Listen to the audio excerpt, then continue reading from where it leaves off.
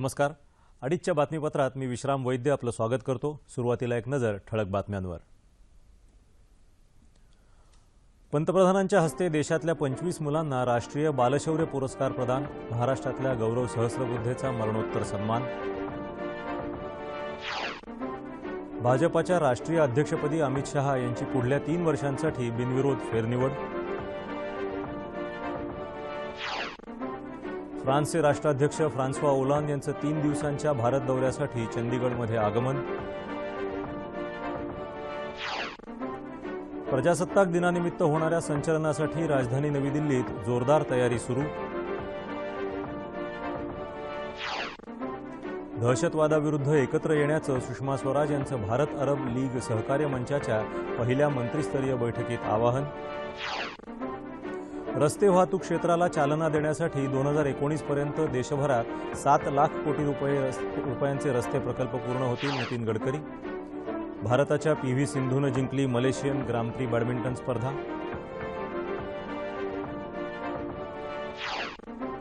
ऑस्ट्रेलियाई खुल्या टेनिस स्पर्धेत पेस आणि हिंगीसची जोडी पुढल्या फेरीत दाखल.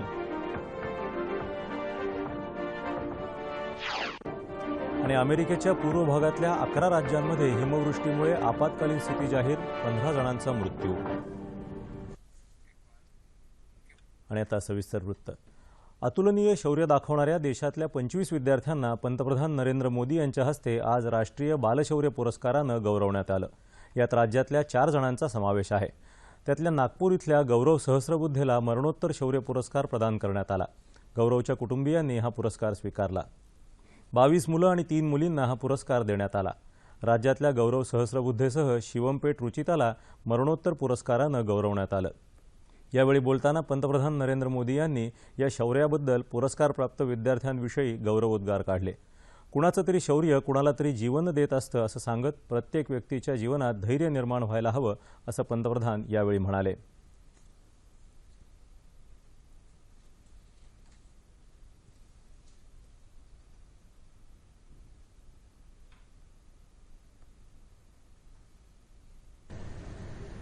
घटना का उतना महत्व नहीं होता है कि जितना कि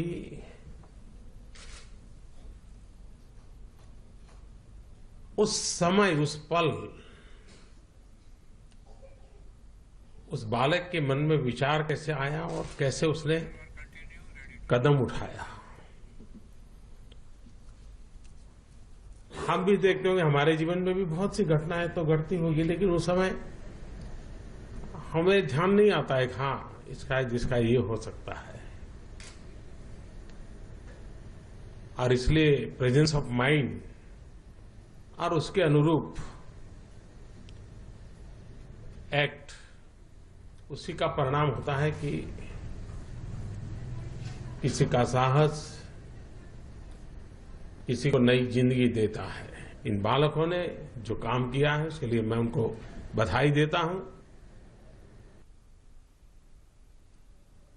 बालशौर्य पुरस्कारानं सन्मानित झालेल्या या मुलांच्या शौर्यकथा थक्क करणाऱ्या आहेत. राज्यातल्या गौरव सहस्रबुद्धे, मोहित दळवी, निलेश भील आणि वैभव घंगारे यांच्यासह पुरस्कारप्राप्त 25 मुलांचं हे धैर्य शौर्याचा अनोखा आदर्श निर्माण करतं. भाजपाच्या राष्ट्रीय अध्यक्षपदी अमित शहा यांची आज पुन्हा बिनविरोध निवड झाली.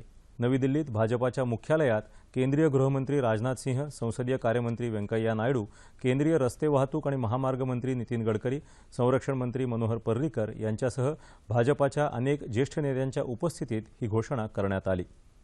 राजनाथ सिंह यांचा केंद्रीय मंत्रिमंडळात समावेश झाल्यानं त्यांची अध्यक्षपदाची उर्वरित कारकीर्द शहा यांनी पूर्ण केली. शहा यांच्या अध्यक्षपदाच्या कारकिर्दीचा कालचा शेवटचा दिवस होता. या पुढच्या 3 वर्षांसाठी त्यांची या पदावर पुनर्निवड करण्यात आली आहे.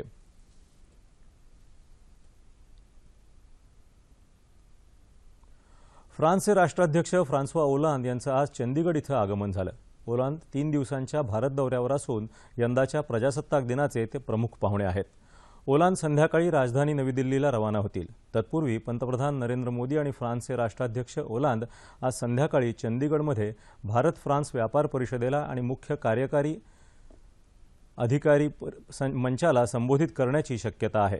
पंतप्रधान नरेंद्र मोदी यांचं नुकतंच चंदीगडमध्ये आगमन झालं असून दोन्ही नेते चंदीगडमधल्या काही पर्यटन स्थळांना भेट देणार आहेत.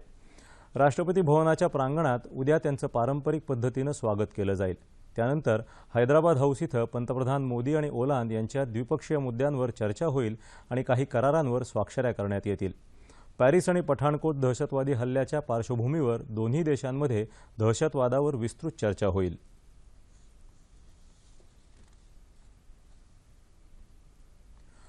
नवी दिल्लीत प्रजासत्ताक दिनानिमित्त होणारं लष्कराचं संचलन हा आपल्या सगळ्यांच्याच अभिमानाचा आणि कौतुकाचा विषय.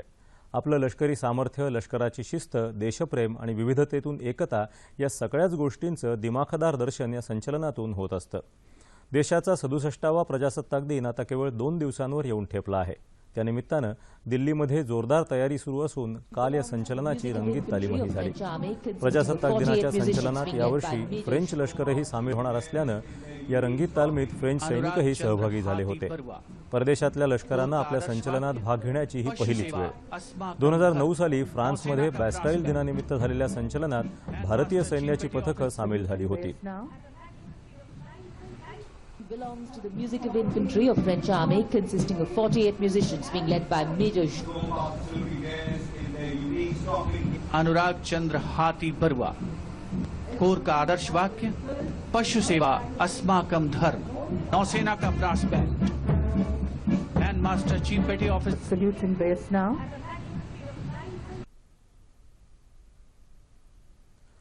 विश्वास आणि सद्भाव हाच पवित्र कुराणाचा संदेश असून दहशतवाद आणि धर्माचा एकमेकांशी संबंध लावला जाऊ नये असं परराष्ट्र व्यवहार मंत्री सुषमा स्वराज यांनी म्हटलं आहे. त्या आज बहारीनमध्ये भारत अरब लीग सहकार्य मंचाच्या पहिल्या मंत्रिस्तरीय बैठकीत बोलत होत्या. दहशतवादाविरुद्ध एकत्र येण्याचं आवाहन स्वराज यांनी यावेळी केलं. 22 सदस्य देशांच्या अरब लीग समूहाशी भारताचे संबंध मजबूत करणं हा या बैठकीमागचा हेतू आहे. स्वराज यांच्या या दौऱ्यात भारत आणि बहारीन यांच्यात कैद्यांच्या हस्तांतरणासंदर्भातल्या करारावर बहारीनची राजधानी मनामा इथं काल स्वाक्षऱ्या झाल्या. बहारीनचे परराष्ट्र मंत्री खालिद बिन अहमद अल खलिफा यांच्याबरोबर त्यांनी दहशतवादासह अन्य महत्त्वाच्या मुद्द्यांवर चर्चा केली. स्वराज यांनी आपल्या दौऱ्यात बहारीनच्या राजांशीही चर्चा केली.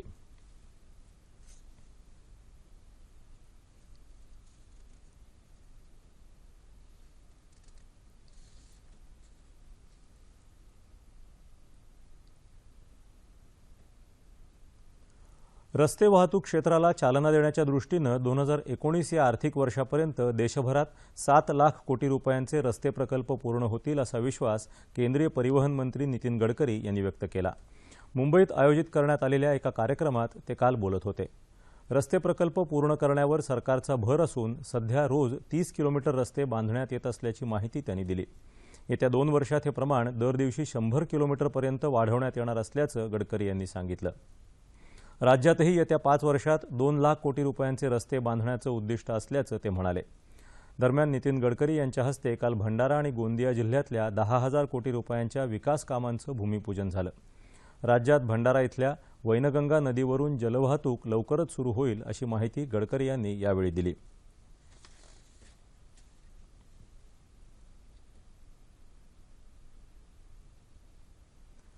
केंद्रीय वन आणि पर्यावरण मंत्रालयानं मुंबई ट्रान्स हार्बर लिंक प्रकल्पाला मंजुरी दिली आहे. तसंच कर्नाळा अभयारण्य आणि संजय गांधी राष्ट्रीय उद्यानातल्या पर्यावरण संवेदनशील क्षेत्राच्या प्रस्तावांनाही हिरवा कंदील दाखवला आहे. मुख्यमंत्री देवेंद्र फडणवीस यांनी काल ट्विटरवरून ही माहिती दिली. पंतप्रधान नरेंद्र मोदी आणि केंद्रीय पर्यावरण मंत्री प्रकाश जावडेकर यांचं मुख्यमंत्र्यांनी याबद्दल आभारही मानले आहेत. या आधीच्या राज्य सरकारला जी गोष्ट अनेक वर्ष करता आली नाही ती गोष्ट आपण केंद्र सरकारच्या सहाय्यानं काही महिन्यांमध्ये यशस्वी करून दाखवली आहे असंही मुख्यमंत्र्यांनी ट्विट केलं आहे. पुणे आणि पिंपरी चिंचवड शहरामध्ये येत्या 13 फेब्रुवारीला प्लॅस्टिक मुक्त कचरा अभियानाला सुरुवात होणार आहे.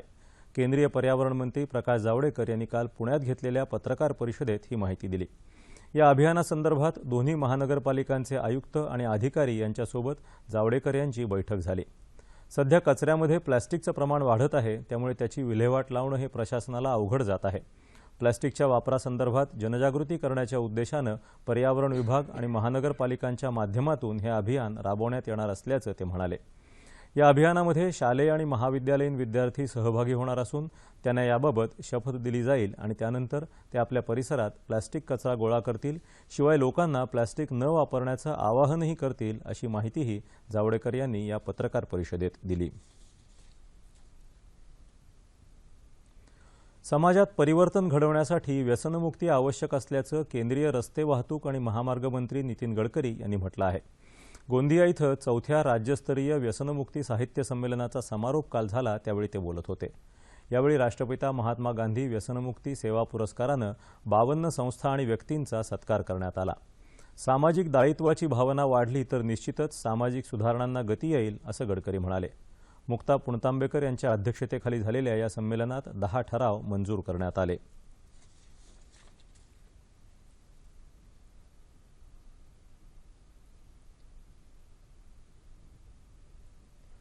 स्वतःच्या मालकीचं शेत नाही म्हणून डळमळून न जाता दुसऱ्यांची जमीन कसायला घेऊन रायगड जिल्ह्यातल्या पेण इथले शेतकरी आंतरपिकं घेत आहेत. त्यांचा हा प्रयोग यशस्वी झाला आहे.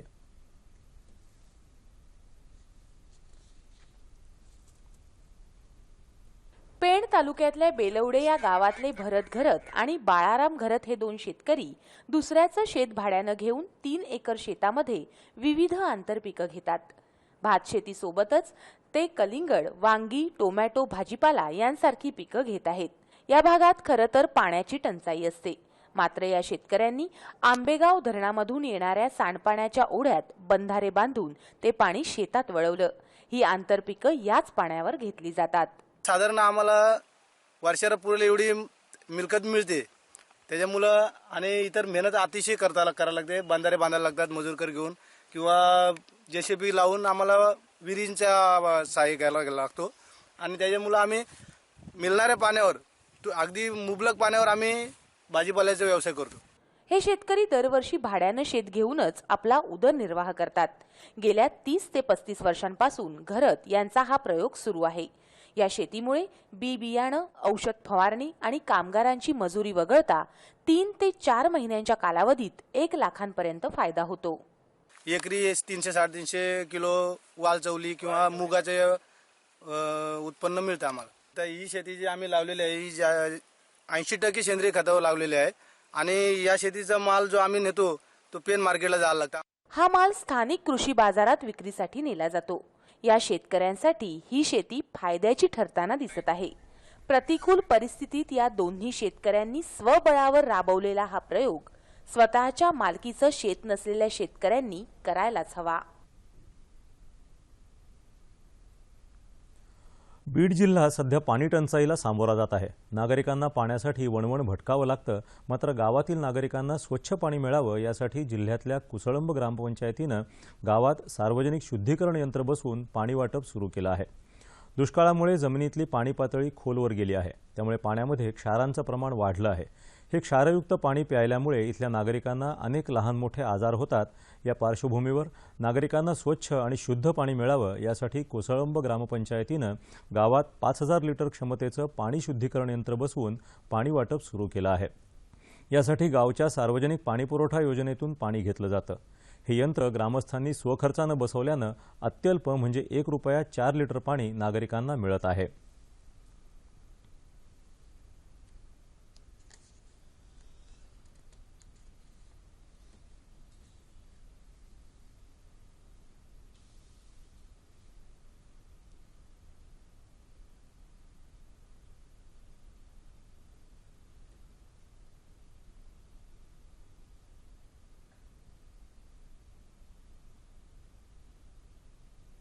हे पाणी विहिरीचं पाईपलाईन करून आणलेलं आहे. टाकीतून मग ह्या टाकीत सोडतो. तिथून ते 5000 लिटर शुद्ध पाणी होतं दिवसात. आणि ते मग ज्याला जसं पाहिजे तसं नेतात 5 रुपयाचं कॉइन टाकून. बाहेर दुकानाने समजा जे पाणी तुम्हाला 20 रुपयामध्ये 1 लिटर भेटते, तिथं सर्वसामान्य शेतकऱ्यांसाठी इथं 5चा कॉइन टाकला तर 20 लिटर पाणी भेटते. त्याच्यामुळं आमच्या सर्वसाधारण लोकांना त्याचा फायदा भरपूर होतोय. म्हणजे जे सर्दी खोकला असं काही होतंय ते लेकरांना आता कमी झाले. केंद्र सरकारच्या कृषी आणि किसान मंत्रालय आणि राष्ट्रीय फलोत्पादन संस्था नागपूर यांच्या वतीनं अमरावती इथल्या धामणगाव इथं लिंबूवर्गीय फळं आणि संत्रा बागायतदार यांच्यासाठी काल एकदिवसीय कार्यशाळेचं आयोजन करण्यात आलं होतं. या कार्यशाळेत वर्धा, यवतमाळ, अमरावती इथले शेतकरी सहभागी झाले होते. खोडकिडीचं नियंत्रण, डिंक्या निर्मूलन, बांगडी पद्धतीनं खतं देणं यासह विविध विषयांवर तज्ज्ञांनी शेतकऱ्यांना मार्गदर्शन केलं.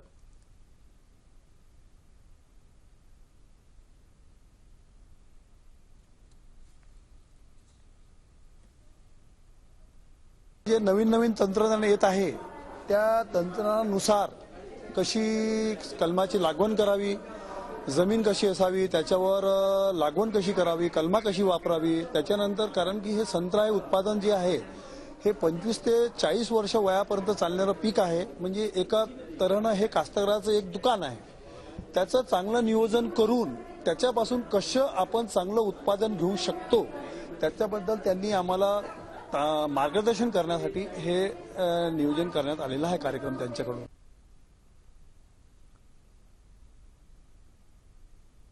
बागेची लागवड करण्यासाठी तिथली माती कशी असावी त्याकरता एका लॅबची विनामूल्य व्यवस्था करण्यात आली होती. त्याबद्दल तज्ज्ञांनी मार्गदर्शन केलं. नाशिकमध्ये स्वच्छ भारत अभियानाच्या जागृतीसाठी आज मिनी रॅलीचं आयोजन करण्यात आलं होतं. दाऊदी बोहरा समाजाचे 53वे धर्मगुरू डॉक्टर सय्यदना बुरहानुद्दीन यांची 105वी जयंती तसंच सय्यदना सैफुद्दीन यांच्या 73व्या जन्मदिवसानिमित्त ही रॅली काढण्यात आली. नाशिकच्या SSB विद्यालयातून रॅली काढण्यात आली. महापौर अशोक मुर्तडक यावेळी उपस्थित होते. या रॅलीत खेळाडू आणि शाळेचे माजी विद्यार्थी सहभागी झाले होते.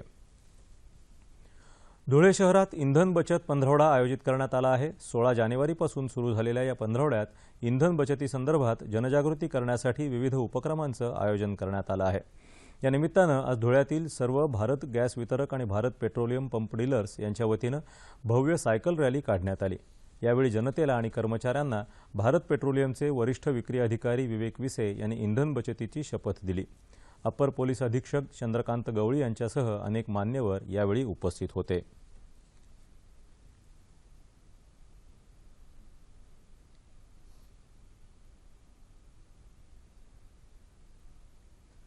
वाहतुकीचे नियम मोडल्यानंतर वाहतूक पोलिसांकडून दंड वसूल करून कारवाई केली जाते. गडचिरोली जिल्ह्यात मात्र वाहतूक पोलीस नियम मोडणाऱ्या वाहन चालकांना गुलाबाचं फूल देऊन त्यांचा सत्कार करतात. रस्ता सुरक्षा अभियानाअंतर्गत गडचिरोलीत वेगवेगळ्या माध्यमातून वाहतूक नियमांची जनजागृती केली जात आहे. 17 जानेवारी ते 24 जानेवारीपर्यंत रस्ता सुरक्षा अभियानात चालकांना वाहतुकीचे नियम न तोडण्याबाबत आवाहन करण्यात आलं.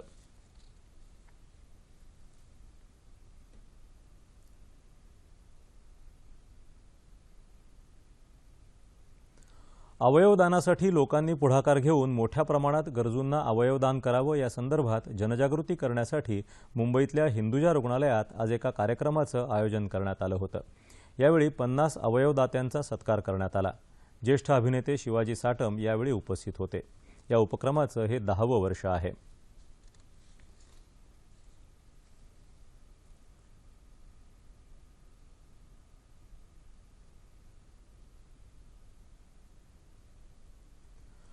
गर्भसंस्कार या विषयावर आरोग्य भारतीच्या वतीनं आज नवी मुंबईत चर्चासत्र आणि प्रशिक्षण शिबिराचं आयोजन करण्यात आलं आहे. आरोग्यमंत्री डॉक्टर दीपक सावंत आणि गोवा विधानसभेचे अध्यक्ष राजेंद्र आर्लेकर यांच्या प्रमुख उपस्थितीत या शिबिराचं उद्घाटन झालं. देशभरातून आलेल्या डॉक्टरांना गर्भसंस्काराच्या बाबतीत प्रशिक्षण देण्यात येत असून या विषयावर एका चर्चासत्राचंही आयोजन करण्यात आलं आहे. तसंच गर्भसंस्कारासंदर्भात माहिती देणारं एक प्रदर्शनही इथं भरवण्यात आलं आहे. या क्षेत्रात काम करणाऱ्या देशभरातल्या 13 संस्थांनी याबाबत तयार केलेली कागदपत्र आणि प्रात्यक्षिकांचंही यावेळी सादरीकरण करण्यात आलं. बँक ऑफ महाराष्ट्र ऑफिसर्स असोसिएशननं राष्ट्रीय अधिवेशन काल पुण्यात संपन्न झालं. अतुल कुमार रंजन यांच्या हस्ते या अधिवेशनाचं उद्घाटन झालं. अनुत्पादित कर्ज वाढत असल्यानं सरकारी बँकांचा पाया कमकुवत होत आहे. शिवाय कर्मचाऱ्यांची भरती केली जात नसल्यानं वाढीव कामाचा ताण सध्याच्या कर्मचाऱ्यांवर पडत आहे असं अतुल कुमार यावेळी म्हणाले.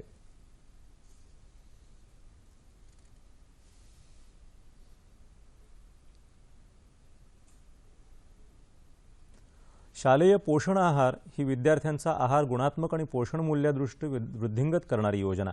या योजनेतल्या बदलामुळे जळगाव जिल्ह्यातल्या शाळांमधली पटसंख्या वाढल्याचं चित्र दिसत आहे.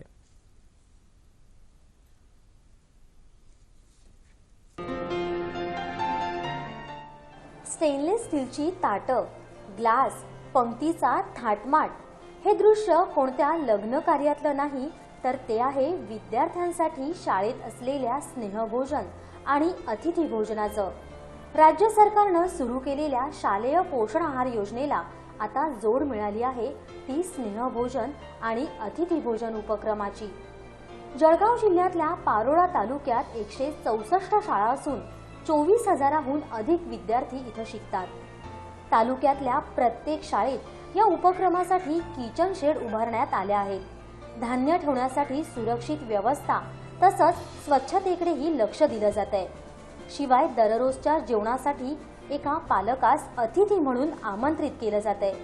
त्यामुळे अन्नाच्या दर्जाबाबत पालकांच्या सूचनाही मिळत आहेत। लोकसहभाग शाळा स्तरावर आल्यामुळे शाळेला शैक्षणिक क्षेत्रामध्ये सुद्धा त्यांचा उपयोग व्हायला लागला आणि शैक्षणिक दृष्ट्या त्याचा उपयोग असा की पटसंख्या वाढ झाली, विद्यार्थ्यांची उपस्थितीची वाढ झाली। लोकांनी काही मंगल कार्य असेल, उदाहरणार्थ जसं वाढदिवस साजरा करणं, दुसरी गोष्ट म्हणजे साखरपुडा वगैरे कार्यक्रम, ते सुद्धा लोक शाळेमध्ये येऊन आमच्या या स्नेहभोजनाला प्रतिसाद देत आहेत। पोषण आहारासोबतच रोज विविध पदार्थांचा समावेश असल्यानं विद्यार्थ्यांनाही वेगळं काहीतरी चाखायला मिळतंय।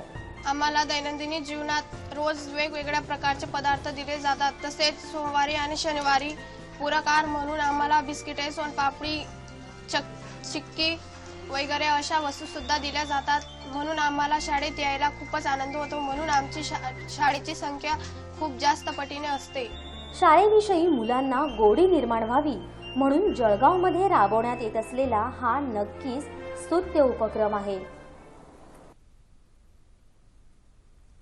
शिवसेना प्रमुख बाळासाहेब ठाकरे यांच्या जयंतीनिमित्त शालेय विद्यार्थ्यांकरता निबंध लेखन आणि वक्तृत्व स्पर्धा घेण्यात आली। या स्पर्धेचं उद्घाटन खासदार अनिल देसाई यांच्या हस्ते आमदार अनिल परब यांच्या उपस्थितीत करण्यात आलं। शिवसेनेच्या शाखा क्रमांक 62च्या वतीनं आयोजित या स्पर्धेत सुमारे 550 स्पर्धकांनी सहभाग घेतला। स्पर्धेच्या विजेत्यांना आज मुंबईत आयोजित कार्यक्रमात खासदार गजानन कीर्तीकर यांच्या हस्ते पुरस्कार देण्यात आले।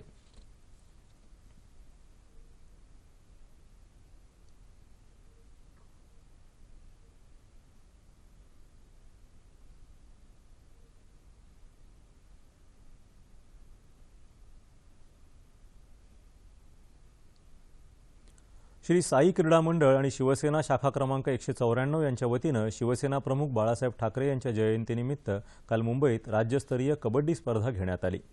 या स्पर्धेत मुंबईतले 7 संघ, उपनगरातले 3 संघ, ठाणे, कल्याण, पुणे, रत्नागिरी आणि कोल्हापुरातून प्रत्येकी 1 अशा 14 संघांनी भाग घेतला होता। यापैकी पुण्याच्या सतेज या संघानं अंतिम सामना जिंकत प्रथम क्रमांक पटकावला।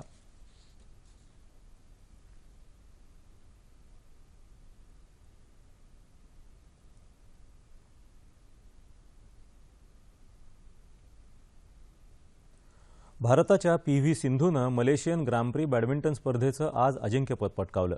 सिंधू आणि स्कॉटलंडच्या क्रिस्टी गिलमोर यांच्यात आज अंतिम सामना रंगला।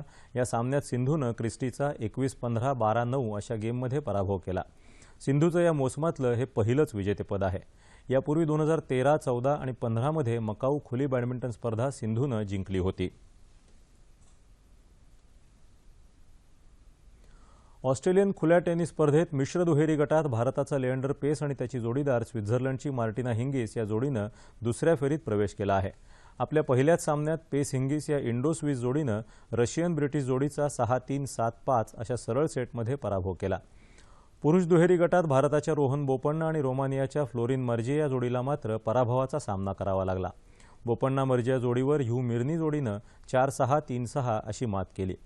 महिला एकेरीत सेरेना विल्यम्स आणि मारिया शारापोवानं उपांत्यपूर्व फेरीत प्रवेश केला आहे। अमेरिकेच्या पूर्व भागातल्या 11 राज्यांमध्ये हिमवृष्टीमुळे आपत्कालीन स्थिती जाहीर करण्यात आली आहे। इथे काही ठिकाणी 40 इंचांपर्यंत हिमवृष्टी झाली असून 15 जणांचा मृत्यू झाला आहे। अमेरिकेतल्या 20 राज्यांमध्ये शुक्रवारपासून मोठ्या प्रमाणात हिमवृष्टी होत असून सुमारे 8.5 कोटी नागरिकांना त्याचा फटका बसला आहे। 10,000हून अधिक घरांमधला विद्युत पुरवठा खंडित झाला असून केंटुकी आणि पेनसिल्व्हानिया इथं 12 तासांहून अधिक काळापासून वाहतूक कोंडी असल्याचं वृत्त आहे। न्यूयॉर्कमध्ये मोठं हिमवादळ आलं असून वाहतुकीचे निर्बंध जारी करण्यात आले आहेत।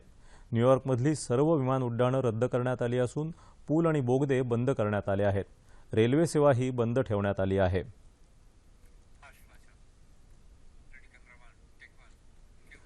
देशाच्या उत्तर आणि पूर्व भागात अनेक ठिकाणी कडाक्याच्या थंडीची लाट आहे। राजधानी दिल्लीसह पंजाब, हरियाणा, चंदीगड आणि उत्तर प्रदेशात अनेक ठिकाणी आज सकाळी दाट धुक्याची चादर पसरली होती। राजस्थान, बिहार, आसाम, मेघालय, पश्चिम बंगाल इथंही काही ठिकाणी धुकं होतं। देशातलं पठारी भागातलं सर्वात किमान तापमान चंदीगडमध्ये 0.7 अंश सेल्सिअस नोंदवण्यात आलं. जम्मूमध्ये या मोसमातलं सर्वात कमी तापमान 0.5 अंश सेल्सिअस इतकं आज सकाळी नोंदवण्यात आलं. उत्तरेच्या थंडीचा परिणाम वाहतूक सेवेवरही झाला आहे. थंडीमुळे राजधानी दिल्लीत गेल्या 3 दिवसात 7 जणांचा मृत्यू झाला आहे. राज्यात विदर्भ आणि मराठवाड्यात थंडीची लाट होती. विदर्भात नागपूर इथं आज सकाळी 6.2 अंश सेल्सिअस, गोंदिया इथं 6.9 अंश सेल्सिअस तर चंद्रपूर इथं 8.3 अंश सेल्सिअस तापमानाची नोंद झाली. विदर्भात येत्या 24 तासात ही लाट कायम राहण्याचा इशारा हवामान खात्यानं दिला आहे. मराठवाड्यात उद्या तुरळक ठिकाणी पाऊस पडण्याची शक्यता हवामान विभागानं वर्तवली आहे. शेवटी पुन्हा एक नजर ठळक बातम्यांवर. पंतप्रधानांच्या हस्ते देशातल्या 25 मुलांना राष्ट्रीय बालशौर्य पुरस्कार प्रदान. महाराष्ट्रातल्या गौरव सहस्रबुद्धेचा मरणोत्तर सन्मान. भाजपाच्या राष्ट्रीय अध्यक्षपदी अमित शहा यांची पुढल्या 3 वर्षांसाठी बिनविरोध फेरनिवड. फ्रान्सचे राष्ट्राध्यक्ष फ्रान्सवा ओलांद यांचं 3 दिवसांच्या भारत दौऱ्यासाठी चंदीगडमध्ये आगमन. प्रजासत्ताक दिनानिमित्त होणाऱ्या संचलनासाठी राजधानी दिल्लीत जोरदार तयारी सुरू. दहशतवादाविरुद्ध एकत्र येण्याचं सुषमा स्वराज यांचं भारत अरब लीग सहकार्य मंचाच्या पहिल्या मंत्रिस्तरीय बैठकीत आवाहन. रस्ते वाहतूक क्षेत्राला चालना देण्यासाठी 2019 पर्यंत देशभरात 7 लाख कोटी रुपयांचे रस्ते प्रकल्प पूर्ण होतील. नितीन गडकरी. भारताच्या PV सिंधूनं जिंकली मलेशियन ग्रांड प्री बॅडमिंटन स्पर्धा.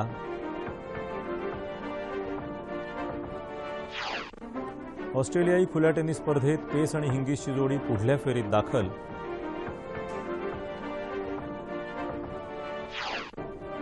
आणि अमेरिकेच्या पूर्व भागातल्या 11 राज्यांमध्ये हिमवृष्टीमुळे आपत्कालीन स्थिती जाहीर. 15 जणांचा मृत्यू. याबरोबरच हे बातमीपत्र संपलं. पुन्हा भेटूया संध्याकाळी 7 वाजता सह्याद्री वाहिनीवर.